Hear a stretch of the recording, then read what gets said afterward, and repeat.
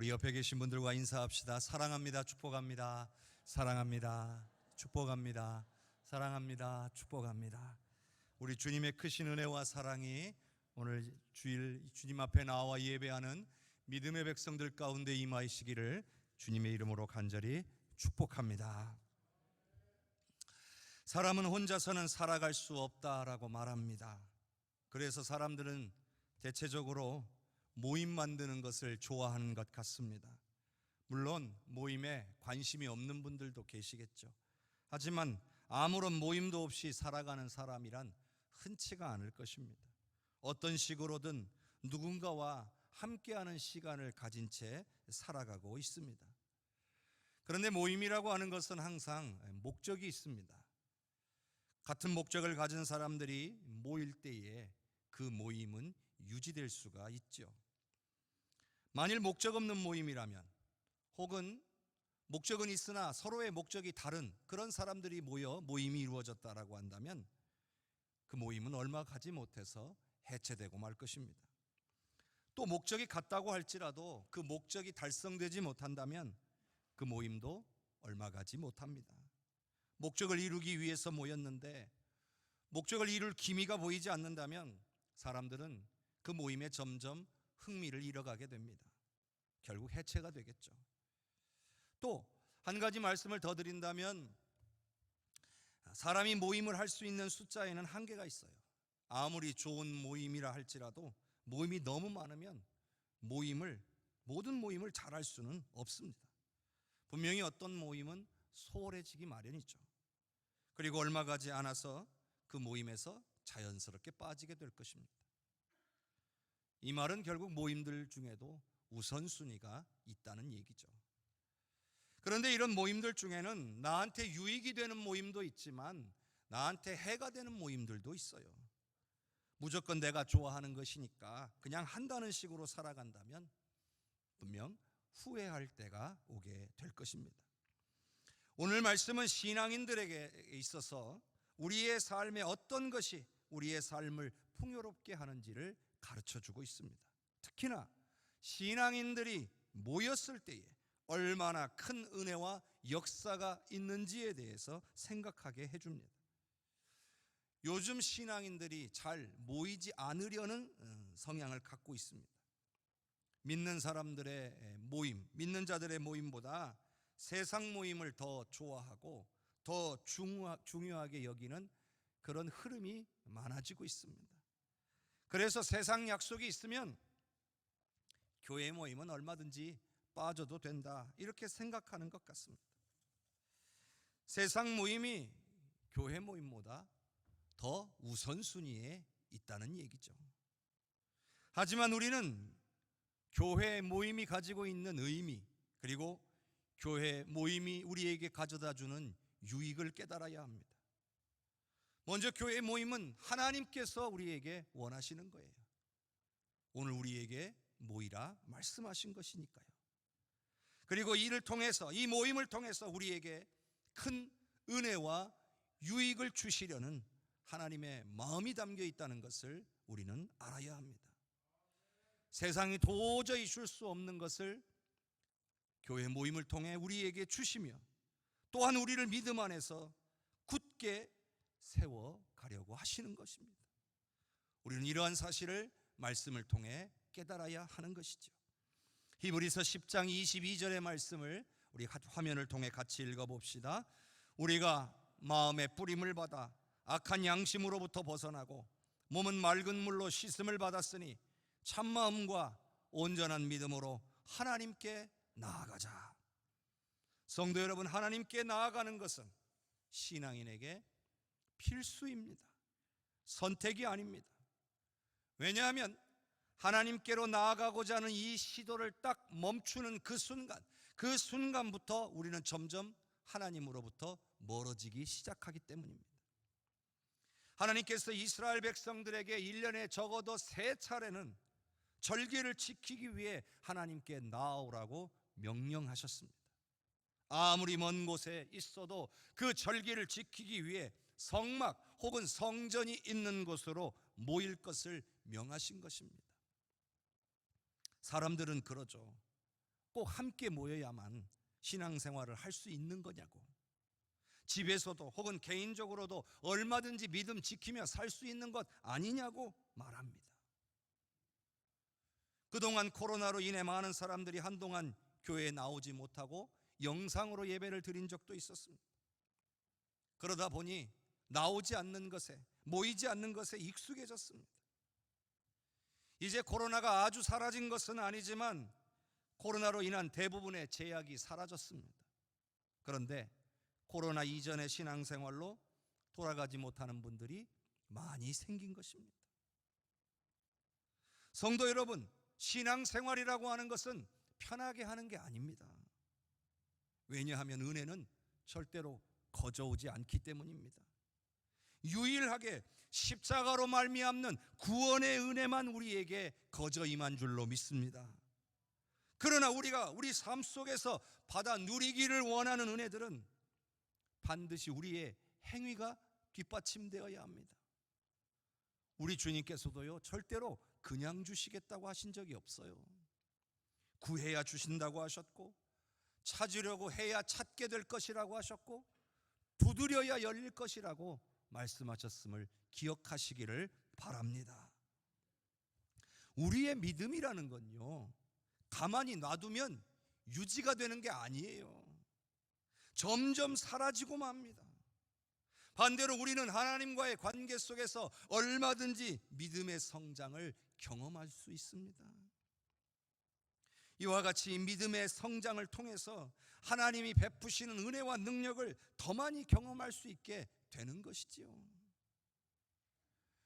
성도 여러분, 왜 예수님께서 십자가에 돌아가실 때에 성소에 휘장이 찢어졌을까요? 여러분, 이 휘장은 성소와 지성소를 가르는 구분짓는 휘장이에요. 그런데 이걸 사람이 찢은 게 아니라 하나님이 찢으신 거예요.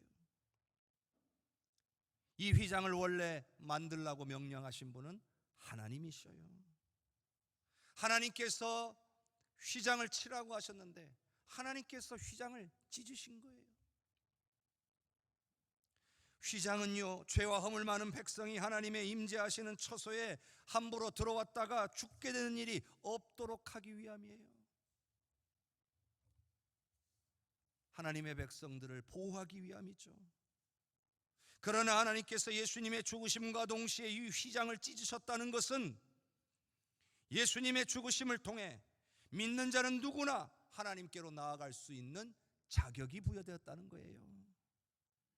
또한 더욱 중요한 의미는 하나님은 자기 백성들이 죄의 문제를 해결받고 하나님께로 나아오기를 정말로 원하셨다는 거예요. 그래서 예수님을 십자가에 죽게 해서라도 그 성소의 휘장을 찢고 하나님의 백성들이 하나님께로 나아오기를 원하신 겁니다. 우리가 읽은 본문에 보면 믿는 자의 현재 상태를 말해주고 있어요. 악한 양심에서 벗어나고 맑은 물로 씻음을 받았다라고 했어요. 여러분, 이것은 죄에서 해결된 모습을 보여주고 있는 거죠. 오늘 저와 여러분이 예수 그리스도를 믿음으로 말미암아 악한 양심에서 벗어나고 맑은 물로 씻음을 받은 거예요. 누가 이렇게 해주셨습니까? 바로 예수님께서 하신 일입니다. 그럼 무엇 때문에 그렇게 하신 겁니까? 오늘 우리가 하나님께로 나아오도록 하시기 위함이었던 거예요. 그러니 참마음과 온전한 믿음을 가지고 하나님께로 나아가는 것은 믿는 자의, 즉 구원받은 자의 의무인 겁니다.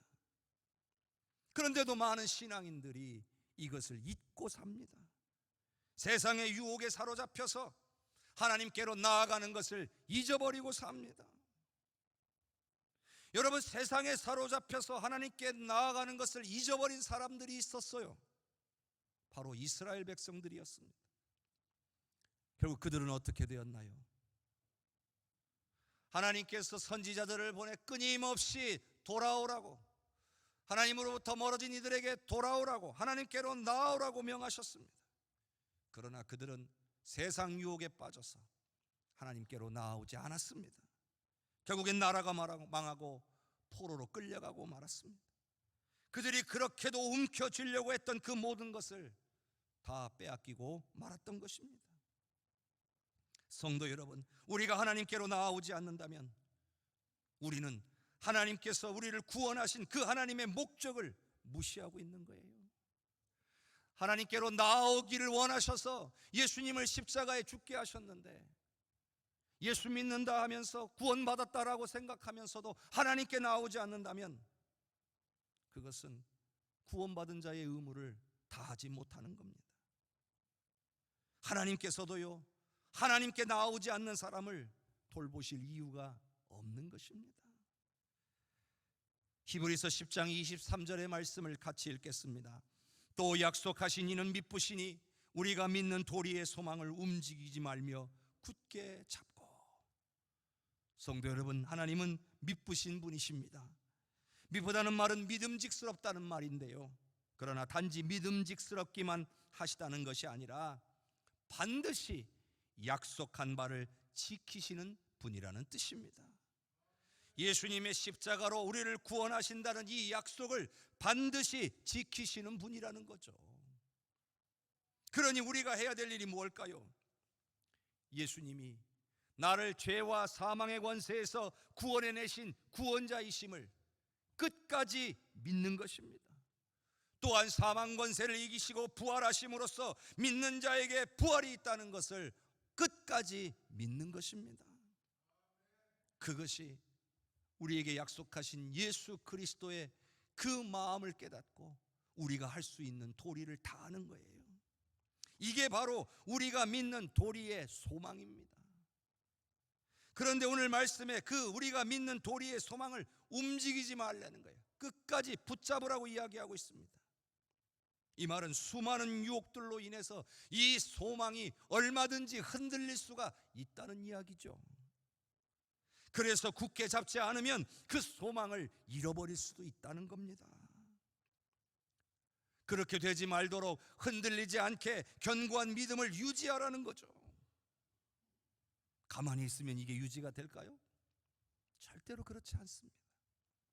그렇다면 어떻게 해야 흔들리지 않는 견고한 믿음을 가지고 주님 앞에 서는 날까지 끝까지 살아갈 수 있을까요?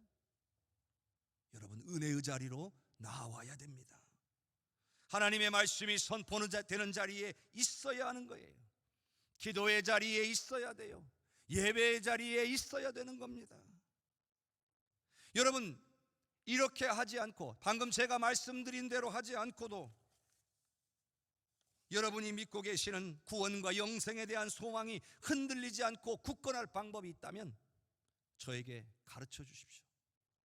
목사님, 저에게는 이런 방법이 있어요. 말씀해 주세요. 제가 귀 기울여 듣겠습니다. 여러분, 원수마귀는 여러분이 은혜의 자리가 아니라 세상에 있기를 원한다는 걸 알아야 돼요. 물론 우리는 세상 가운데 살아가기 때문에 세상을 떠날 수는 없어요. 세상 가운데 있으면서도 승리하며 살기 위해서는 항상 은혜의 자리를 사모하고 은혜의 자리로 나오지 않으면 안 된다는 거죠. 여러분이 세상에 있어야 원수마귀는 여러분을 공격하기가 쉽기 때문이에요. 그러나 원수마귀는 은혜의 자리를 사모하고 그 은혜의 자리에 나오는 사람들을 넘어뜨릴 수가 없는 거예요. 한국교회는 너무 많이 모인다고 말하는 사람들도 있어요. 그런데 여러분, 절대로 많이 모이는 게 아니에요. 교회는요, 모일 수 있는 자리를 만들고 원하는 사람이라면 누구나 와서 함께 은혜 나누기를 원할 뿐이에요. 세상에 살면서 승리하기 위해서 이 은혜의 자리로 나오라고 하는 것 뿐이에요. 여러분은요, 주일날 예배 한 번으로 여러분의 구원과 영생의 소망을 그 어떠한 상황에서도 흔들리지 않게 굳게 유지할 수 있으십니까? 만일 그런 분들이 계시다면 더 이상 제 이야기를 들으실 필요가 없습니다. 그러나 오늘 성경 말씀은 분명하게 우리에게 권하고 있어요. 우리가 믿는 도리의 소망을 움직이지 말며 굳게 잡으라고 말입니다. 여러분에게 제가 한 가지 묻고 싶습니다. 여러분은 지금 이 시간에 당장 이곳에서 하나님이 여러분을 부르신다면 천국 갈 수 있다고 확실히 믿으십니까? 여러분, 한번 대답해 보시기를 바랍니다. 천국 갈 수 있다고 믿으십니까? 이 대답을 망설이고 계신 분들이 계시다면 여러분 이미 흔들리고 있는 겁니다. 구원과 영생의 소망을 지금 굳게 붙잡지 못하고 있는 거예요. 그런데도 여러분 현재 상태에 그대로 머물러 계시겠습니까? 주님의 날은 도적같이 임한다고 했어요. 나중에 괜찮아지겠지, 시간이 지나면 좋아지겠지, 여러분 이렇게 생각하십니까? 이건 미룰 일이 아니에요. 사랑하는 성도 여러분, 은혜의 자리를 사모하시기를 바랍니다.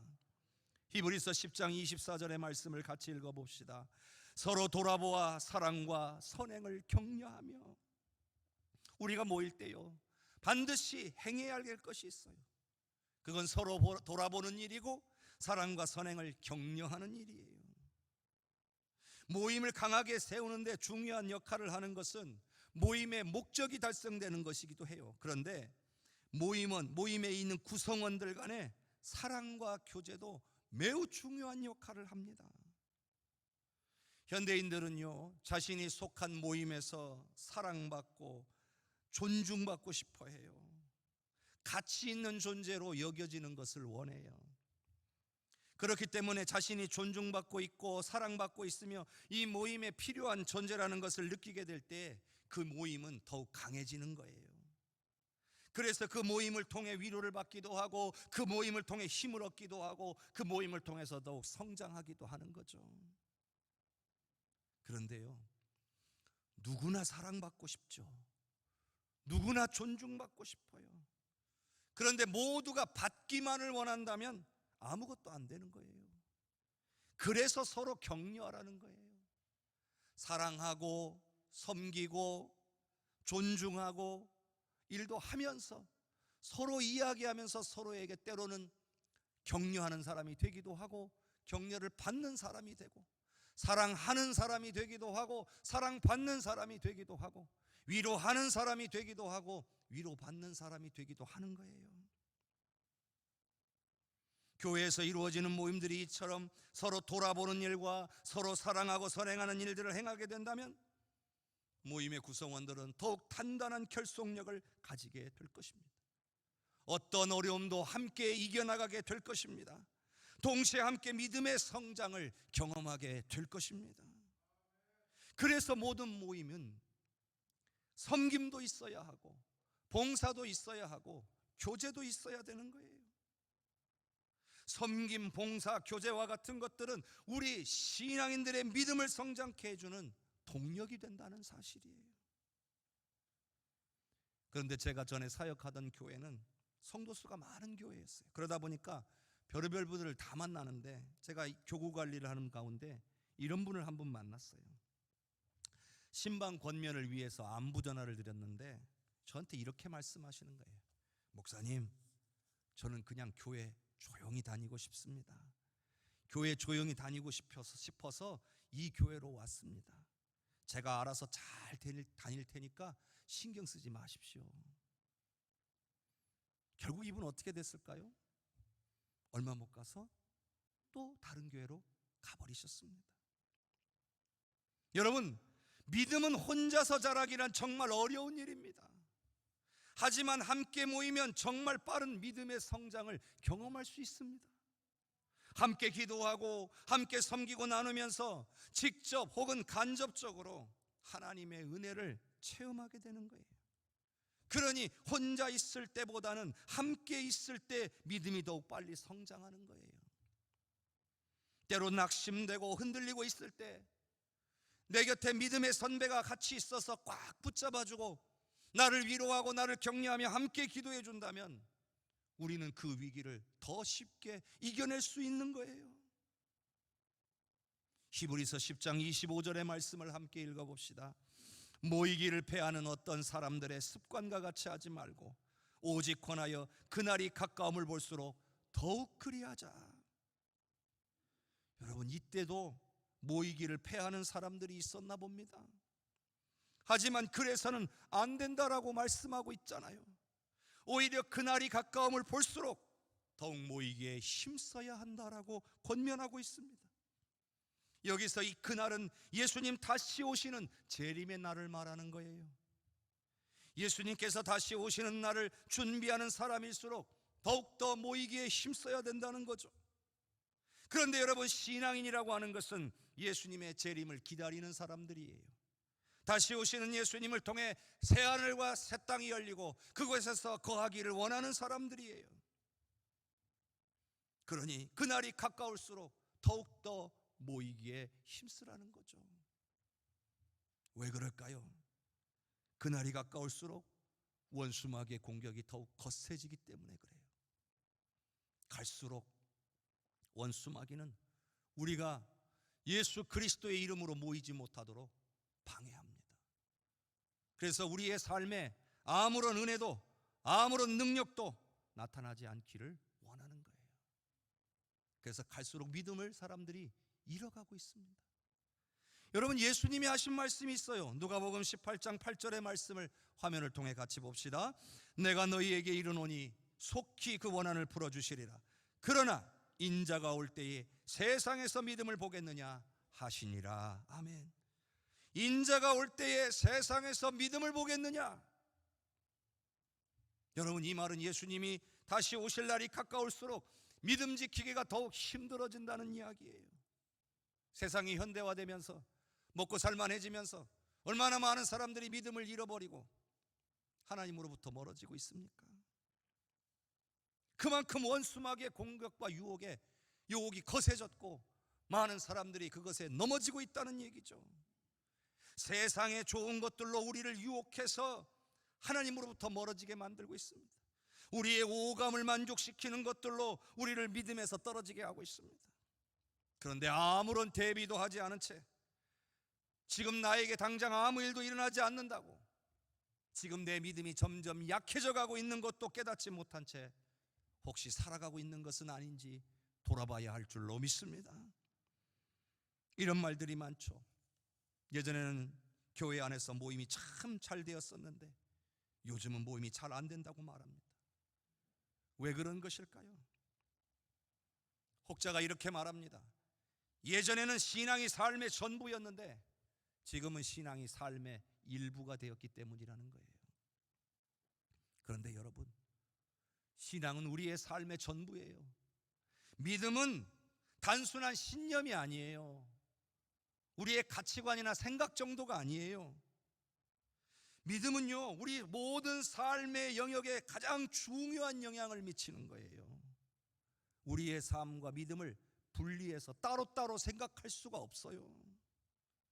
믿음으로 인해서 우리의 삶 자체가 바뀌는 거예요. 가치관이 바뀌고 행동이 바뀌고 삶의 모든 흐름들이 바뀌는 거예요. 그래서 예수 믿기 전과 예수 믿은 후가 같을 수가 없는 거예요. 그런데 요즘 믿음이 자꾸 뒷전으로 물러나고 있는 것은 아닌지 돌아봐야 돼요. 내 삶에도 믿음이, 신앙이 내 삶의 전부가 아니라 일부가 되고 있는 것은 아닌가 돌아봐야 돼요. 믿음을 지키고 성장시키기 위해서 아무런 노력도 기울이지 않고 있는지 살펴봐야 돼요. 아무런 대가도 지불하지 않고 그저 열매만 받으려고 하고 있지는 않는지, 열매를 얻을 수 있을 거라고 착각하고 있지는 않은지 점검해 봐야 한다는 겁니다.